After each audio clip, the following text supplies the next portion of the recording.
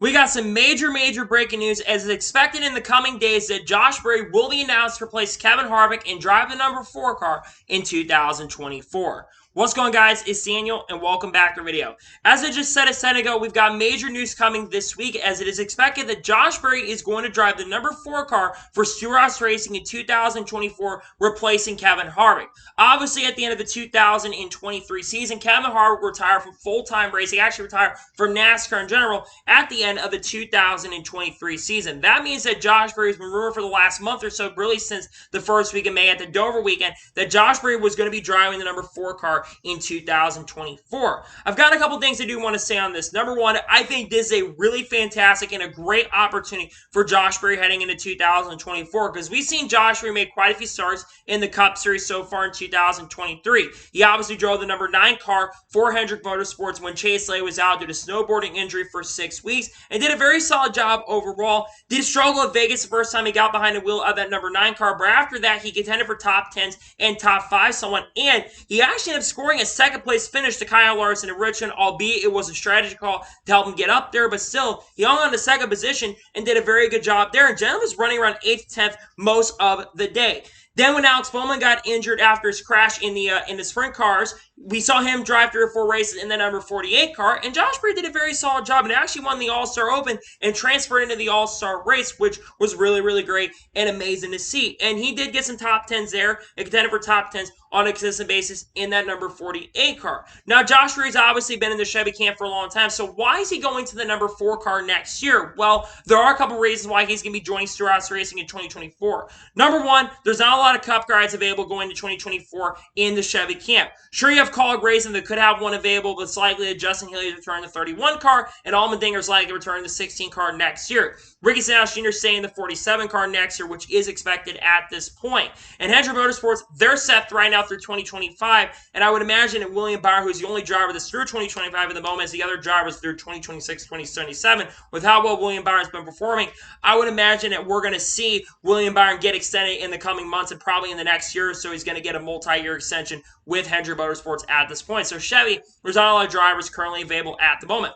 The second reason is Dale Jr. is really good friends with Tony Stewart. And we obviously know another big reason is that Josh Berry is likely to be signed with Kevin Harvick Incorporated, KHI Management, which has a lot of drivers part of that. Obviously, you've got Riley Herbst as part of that, Todd Gillen, Kevin Harvick, of course, Harrison Burns part of that as well. So a lot of them thought drivers are part of KHI Management were going to join that team. But Josh Berry makes a lot of sense as well because Josh Berry is a very talented and an incredible driver. So for that, I'm very excited about that for Josh Berry. I think Josh Berry is a great driver and a great talent. But there are negatives right now to him joining Stewart-Haas Racing. It's not the fact I don't think Josh Berry's good. It's the fact that Stewart-Haas Racing in general right now has been way off compared to previous years. You look at Stewart-Haas Racing. Kevin Harvick is a championship caliber driver in third in points. They're now 23 points below the lead at the moment, but he's got a shot to win the regular season championship. You know where the second highest driver in the points is for Stewart-Haas Racing? 25th with Ryan Preece. You've got Aragon Rose 26th or 27th, and Chase Briscoe is 31st or 32nd of points. Now, Chase Briscoe, to be fair, did get a 120-point penalty and dropped from like 20th in points all the way down to basically 31st, 32nd. So why are you getting those kind of penalties and costing your team a shot at making the playoffs at this point, and you're not running good enough to do that because Chase Briscoe's had terrible fire-out speed and has had a horrendous year in 2023. So that's a big problem right there. Now, one thing that is going to help Josh Berry is he's going to have Rodney Childers next season. Rodney Childers is one of the greatest crew chiefs I've ever seen, and he can make the best out of equipment. I mean, it's not just with Stewart-Haas Racing. Look what he did with Scott Race, I think, back in 2006, and look what he did with Mark Barr in 2013 with that 55 car. He got a win with Ryan Vickers, and Mark Barr qualified on the pole so many times in 2012 and 2013 as well when Mark Barr drove for Michael Waltrip Racing in his select starts and that number 55 car. So there's a positive that Rodney Childers is going to probably help Josh Berry a little bit. But because Stewart-Haas Racing has been so far off, especially as of recently in recent years, I'm not expecting Josh Berry to come in there and set the world on fire. Now, I do think he'll do a little better than the other drivers at Stewart-Haas Racing. I think he's obviously going to be in the flagship number 4 car next year, even though a lot of people think next year the 14 car is going to be a flagship car with Chase Briscoe in it. But obviously, you know that Josh Berry is going to do probably decent next year. I think Josh Berry will contend for a playoff spot, and he might be able to squeak out a win next year, but I don't expect him to contend for a championship. Like I said, Stewart-Haas Racing has been way off compared to way past, and I just don't expect that he's going to be a championship driver because Stewart-Haas Racing has not been a championship caliber team at the latest since 2018, maybe the latest 2020, and obviously Harvick did get a couple wins with the next-gen car last year, but a lot of these teams were more equal in 2022, and Chase Briscoe did go on a pretty solid run in 2022, but Stewart-Haas Racing is not on the same level that they were at a few years ago.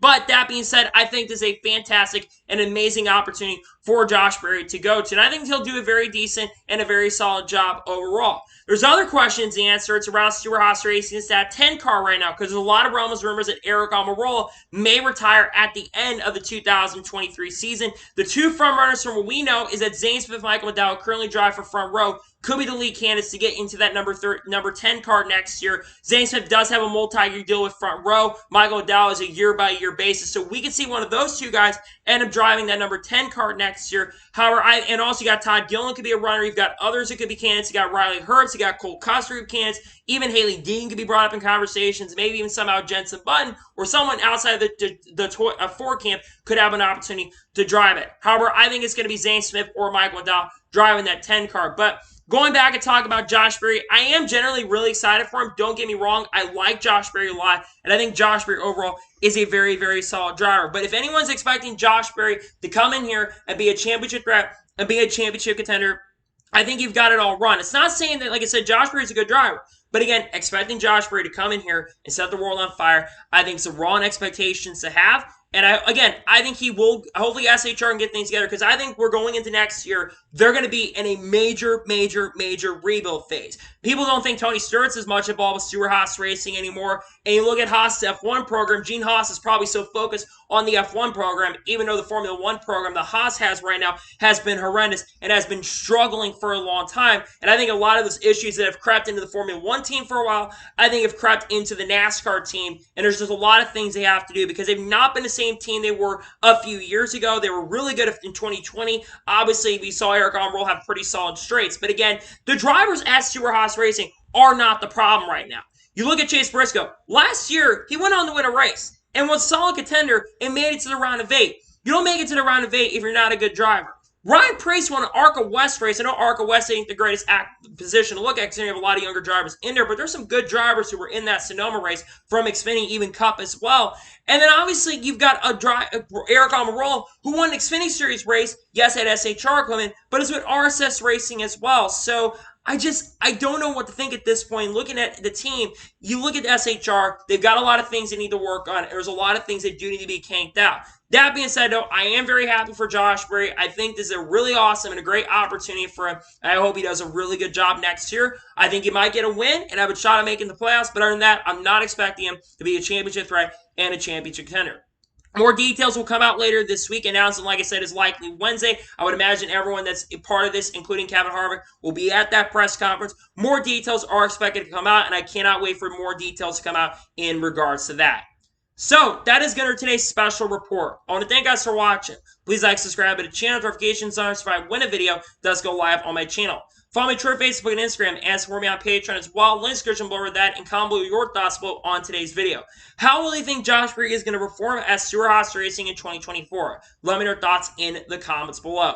Later today on the channel, I'm expecting to have the Truck Series race picks on the channel. Tomorrow, I may have basically a video talking about potential manufacturers, something coming on the channel. I'm not entirely sure yet. And then I will also have the Xfinity Series race picks dropping as well on Tuesday. Then on Wednesday, we'll probably talk about the Josh Berry news among other NASCAR news that ends up breaking. We got a lot of content dropping here in the coming weeks. Obviously, National is back. NASCAR is back this week. And I cannot wait to share everything I've got in store coming on the channels as well.